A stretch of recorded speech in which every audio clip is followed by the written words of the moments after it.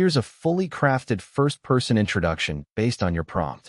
I kept it grounded, emotionally layered, and slow-burning.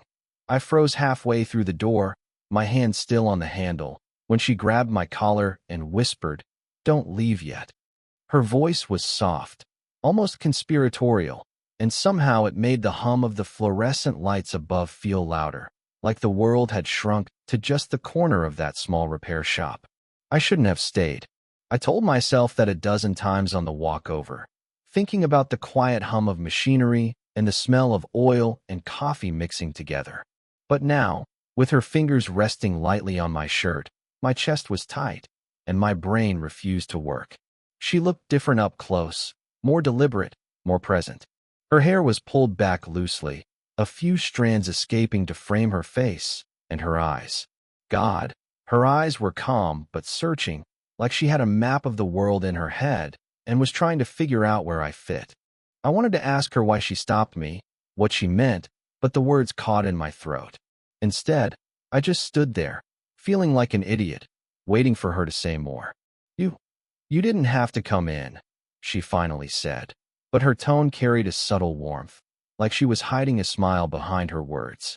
There was a pause, long enough for me to notice the faint scent of her perfume, vanilla mixed with something sharper, the sort of thing you only notice if you really pay attention. My hands itched to move, to brush away a loose thread on her sleeve or adjust her collar, anything that would break this tension, but I stayed frozen. The shop was quiet, except for the low buzz of an old ceiling fan and the occasional clink of tools in the back. Normally, I'd feel self-conscious being here, fumbling among parts one didn't fully understand, but right now the silence felt intimate, like we were sharing some secret that neither of us had words for. I couldn't stop noticing the way she shifted her weight slightly, how her fingers lingered just a second too long on the edge of my shirt. She tilted her head, watching me, and I realized I hadn't blinked in what felt like forever. I started but stopped. My voice sounded too loud, too awkward in the stillness. She didn't laugh. She just waited, patient, confident, letting me fumble without judgment. Then she did something small, so small I almost missed it. She brushed a speck of dust off my shoulder, and the gesture hit me like a jolt. Not because it was anything romantic. She was probably just being polite, but because of the intention behind it. She noticed. She saw me. And suddenly, that tiny act made the world feel heavier, warmer, and impossibly charged all at once. I wanted to ask her so many things, but all I could manage was a half-smile, awkward and small. She tilted her head again, lips just barely curved, eyes glinting with something I couldn't name. And then, with a soft sigh that made the back of my neck tingle, she let go of my collar. But the words she whispered, even as she stepped back, stuck in my head. "Don't leave yet." I walked toward the door anyway, but every step felt slower than it should, weighted by the memory of her touch, her eyes, her quiet insistence. And when I stepped outside, the sunlight didn't feel like sunlight. It felt like the echo of her voice, lingering in the hollow space inside me, refusing to leave. If you like, I can immediately move on to prompt 2, escalating the slow burn tension while showing their dynamic in a second setting. Do you want me to do that next? A few days later, I found myself at the shop again, under the pretense of helping her sort through a pile of old invoices. It was quieter than before, almost peaceful, the kind of silence that hums with potential. She was already there, sleeves rolled up, leaning over a desk cluttered with paperwork. She didn't look up when I walked in, just gave a small nod, like acknowledging a guest she didn't entirely trust yet. I noticed how her hair had loosened since last time, strands brushing against her jaw, and the faint crease at the corner of her eyes that suggested a week too long without enough sleep. I wanted to comment, offer coffee, anything, but my words felt inadequate, awkwardly tethered to my own nervous energy. "Can you help me sort these?" she said finally, her voice clipped, but not unkind. She handed me a stack of papers, and I took them carefully, almost afraid I'd break something by accident. We worked side by side, hands occasionally brushing as we reached for the same folder, and each touch made me flinch in the best possible way. She hummed softly while organizing, a sound so small it could almost have been ignored, but I noticed. I noticed the way her fingers flexed as she flipped through pages, how her laugh caught in her throat when a misfiled receipt fell to the floor. There was a tension in her posture, a careful straightening of her shoulders whenever I looked up from my pile. She seemed distant, even defensive, like she was guarding something I wasn't supposed to see. And yet, the flicker in her eyes betrayed it. Just for a second, a crack in the armor that made her human, fragile even. Do you ever get tired of all this? I asked, hesitant, watching her expression for a hint of honesty. She paused, pencil in hand, staring at the papers as if they held the answer. Some days, she said quietly, almost to herself. Then, almost reflexively, she let out a soft sigh and rubbed her temples. And for a moment, the confident woman who could command a room seemed small and tired. I wanted to say something reassuring, anything to bridge the gap, but I just kept folding my papers, my gaze lingering on her hands, her careful movements. There was an intimacy in the mundane. The way she tucked a loose strand behind her ear, how her thumb tapped lightly against a page, unaware I was watching. At one point, our hands brushed again, this time lingering slightly longer. She froze, a faint pink rising to her cheeks, and for a heartbeat, neither of us spoke. The quiet felt thick, almost magnetic, like it held its own weight. I could feel her pulse against my fingers without touching too much, just close enough to sense it. And then she did the smallest thing that sent a jolt straight through me. She looked up, eyes meeting mine, and smiled just barely, hesitant, almost apologetic. There was something charged in that glance, something forbidden and unspoken, like she knew she was letting me in but wasn't sure if she should. I swallowed, heart racing, and kept my hands still, savoring the quiet electricity between us. She returned to her work, but the ghost of her smile lingered in the air, curling around me in ways I couldn't name. The storm started as I was walking back to her apartment, the sky bruised purple and gray, rain starting to smear the streetlights. She'd invited me to help move a few boxes from her storage closet. Nothing unusual, she insisted, but I could tell the way her eyes lingered on me that evening felt heavier than it should. Inside, the apartment smelled faintly of old books and lavender. She moved around with quiet precision, stacking boxes on the floor, while I unpacked and organized. The light from the lamp cast shadows across her face, making her features sharper, more deliberate. Every movement she made drew my gaze, and every time our hands brushed on a box, a spark traveled up my arm that I had no way of controlling. "I didn't know this side of you existed," I said, trying to sound casual, though my voice felt tight in my chest. She gave me a faint smile, but didn't look up. "Most people don't," she replied, her tone measured, like she was testing the boundaries of what she could reveal. Her back was straight, but I noticed a subtle slump in her shoulders when she thought I wasn't looking, a fatigue I didn't know how to reach. We paused, arranging a heavy box side by side. Our faces were close. I could see the tiniest fleck of paint on her cheek. I wanted to brush it away, wanted to lean closer and see if she would flinch or lean in, but I didn't.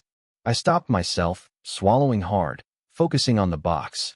The sudden ring of her phone made us both jump. She picked it up, eyes darkening as she glanced at the screen.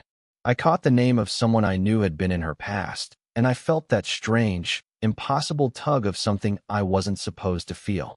She covered her mouth to hide a sigh, speaking softly but tensely. "I'm in the middle of something," she said, and I could hear the underlying edge of frustration in her voice. She ended the call and set the phone down with a deliberate firmness, as if putting up an invisible wall between herself and the outside world. I watched her, trying to reconcile the confident, controlled woman with the hint of vulnerability that had flickered when the call interrupted us. For a moment, the room shrank. The rain pattered harder against the window, the shadows leaning closer, and we stood there, side by side, close enough that I could smell her perfume, soft vanilla, a trace of something earthy. My fingers itched to touch her arm, to steady the tremor I sensed in her hands, but I didn't. I couldn't. She finally exhaled, looking at me in a way that made me hold my breath.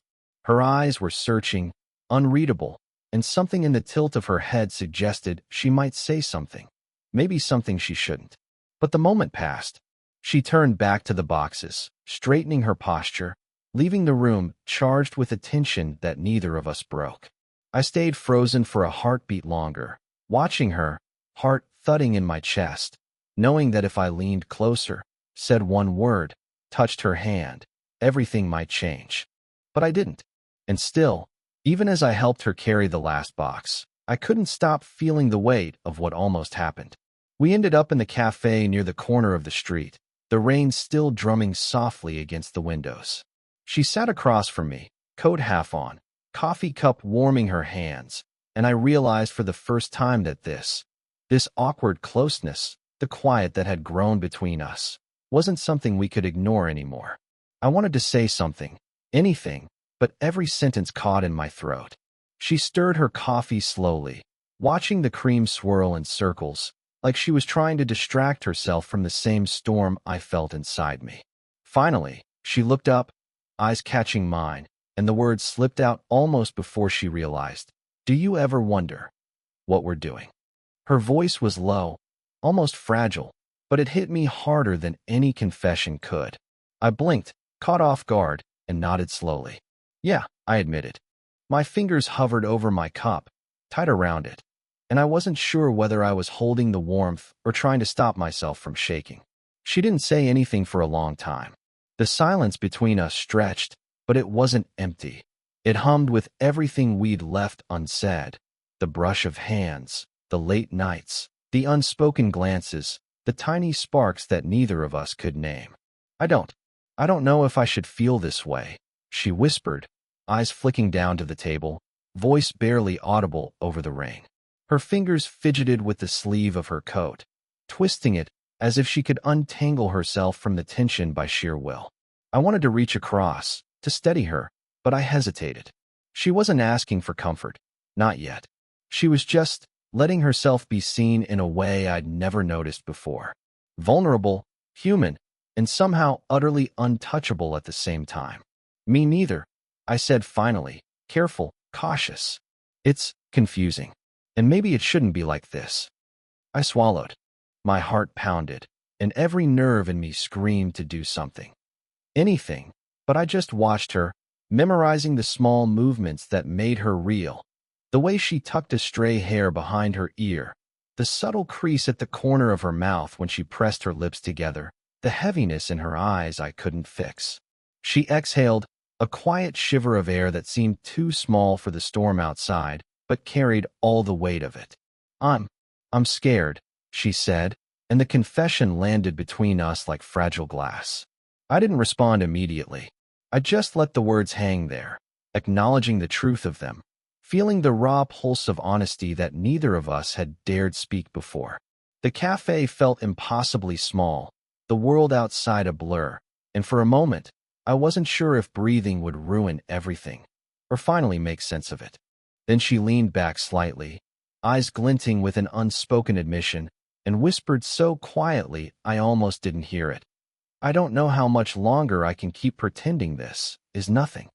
The words stayed with me long after we left, drumming louder than the rain, heavier than any touch we hadn't shared, echoing in the hollow space between what we wanted and what we were allowed to have.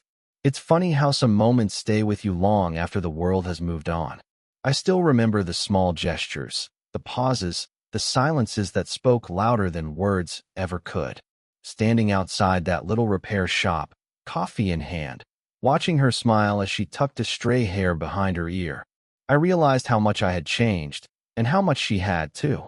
She's still the same confident, composed woman who commands every room she walks into. But there's a softness now, a quiet patience that wasn't there before, a willingness to let someone in without feeling the need to armor herself completely. And I've learned to slow down, to watch, to listen, to feel without needing to act immediately. I've learned that the smallest gestures, touching a hand, brushing off dust, sharing a look, can carry the weight of everything you don't say. We never rushed. Nothing happened in a single, dramatic moment. Everything unfolded in fragments. The brush of a hand, the almost confession, the quiet smiles after storms had passed. And somehow, in those fragmented pieces, we found something whole. Love, I've realized, isn't always fireworks or grand gestures. Sometimes, it's the courage to stay in the quiet moments, to meet vulnerability without judgment, to let yourself be seen without shame. It's knowing that someone else is navigating their own past heartbreaks, their own fears, and choosing to show up anyway. When I think of her now, I remember the way she laughed softly at nothing, how she tensed just slightly when she spoke about the past, how her eyes could hold both warmth and caution at the same time. And I remember my own hesitations, the nervous glances, the stopped breaths, the unsaid words, that somehow became a language between us.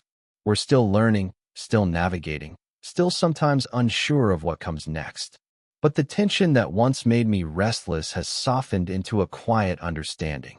I know I can watch her, really watch her, and she can watch me, and that is enough.